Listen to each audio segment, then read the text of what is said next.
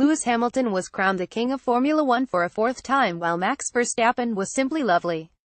I'll hail King Louis IV. Number 4 wasn't as dramatic as the first or his tortoises 2 and 3, but in many ways it was the most challenging. The Mercedes wasn't always the best or most consistent package, however quick it has been. And for the first time since his maiden title, Lewis Hamilton had to stand up to a threat from outside his team, this time in the shape of Sebastian Vettel's Ferrari. Most successful world champions Schumacher 7, Fangio 5, Prost 4, Vettel 4, and now Lewis Hamilton trophy F1 pic.twitter.com and Fez 30, Planet F1 at Planet F1 October 29, 2017. There was the off-colored day weekend in Sochi, where both Valtteri Bottas and Vettel were faster than he. There was the disappointment of Monaco, and the bumper cars and loose headrest in Baku. Yet Hamilton showed the fortitude developed over a decade in the sport to not only repel the challenge from Vettel but also revel in it. Some of Hamilton's performances post-summer break have been exceptional, indeed, unmatchable. Just as Bottas, it's a bit of travesty that the Mexican Grand Prix is among Hamilton's worst races since joining Mercedes. Yet his suggestion that Vettel deliberately made contact with him was laughable. Like many great champions of old, take your pick from Alain Prost, Ayrton Senna, Michael Schumacher, Hamilton showed again that he is fallible. Bar the occasional missteps when playing mind games, Hamilton has been largely infallible. Yet, since the summer break he has been infallible on track. And that is where it mattered most. Valiant Vettel's Mexican experience is a microcosm of his season. A highly motivated Vettel and a revitalized Ferrari have had a stunning campaign after the woes of recent seasons. The radical side pods on the SF708 showed that Ferrari have left behind the conservatism of old and but for some bad luck with safety cars in early rounds could have bagged more than 3 wins in the first 6 races. Vettel's early season form was formidable, taking those 3 victories and 3 second places in the first 6 races.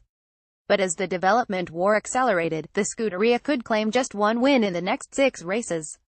Since then, and especially after the summer interval, the team's season went from bad to worse. From its home race at Monza when it was obliterated by Mercedes, onwards to the well-documented lows in Singapore and Japan, these all represented a trough from which Vettel's title aspiration could not recover.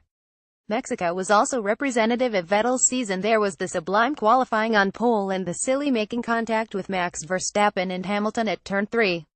Fighting back from second to last to fourth was an admirable achievement, but to beat Mercedes nothing less than perfect would do.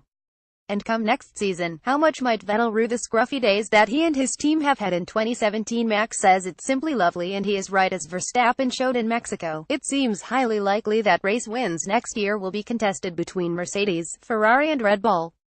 In the thin air of Mexico City, his was a masterclass in controlling the race from the front and yet another sign of his maturity and growing threat to the established title contenders.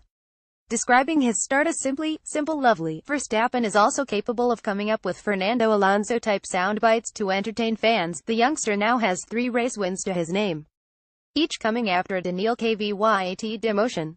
And you can be sure that there will be many more. Renault reliability is rough on some. Red Bull team boss Christian Horner admitted he was concerned about the power unit in Verstappen's car after Nico Hülkenberg, Brendan Hartley and Daniel Ricciardo all suffered failures that led to their respective retirements from the Mexican Grand Prix. Renault's resurgence has been hindered by a string of reliability issues, which means Hülkenberg has not seen the checkered flag in 3 races. However, the reliability problem in Mexico will be all the more galling for Ricciardo, who took a grid penalty to change components and then had to retire after carving his way through the field in the early phase of the race. The Australian remains one of the best racers on the grid. However, Verstappen's new contract with Red Bull and 2 wins in the last 4 races must be weighing on Ricciardo. Other observations: Esteban Ocon not only beat teammate Sergio Perez at Perez' home race but also finished 5th, equaling the young Frenchman's best ever result in F1. It can't be long before he becomes a candidate for a drive with Mercedes. Bottas, beware. Lance Stroll bagged 6th and another fine performance for Williams. The Canadian is 4 points ahead of Felipe Massa in the standings. Vettel's move on Perez was brave as they come, but the best battle of the race was between Hamilton and Alonso.